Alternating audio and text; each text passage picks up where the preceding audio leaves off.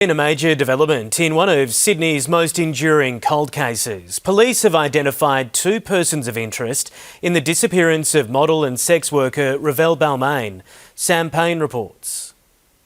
Good afternoon. Well, 3 decades since Revelle Balmain disappeared, a New South Wales coroner has put the spotlight directly on two persons of interest. Identifying former bosses of the Select Companions escort agency, Jane King and Zoran Stanojevic, were either behind her disappearance or know who is. The 22-year-old dancer and sex worker vanished in November 1994. Her belongings later found in Kingsford.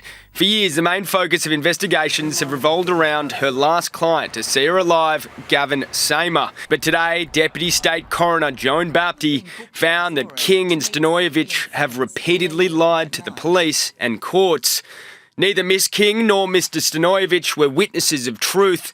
Their lies permit a conclusion that they either knew who was responsible for Miss Balmain's disappearance or were themselves somehow involved. Balmain's parents have since died. Her half-sister, Sue Ellen, watched today's findings online. Well, it doesn't give them the total answers because Revelle's body end is still missing, but it goes a long way to satisfying some of the questions that they've had since the first inquest in 1994. Questions were also raised about Stanojevic's associate, who had an appointment scheduled with Balmain later that evening and left the country abruptly just days later.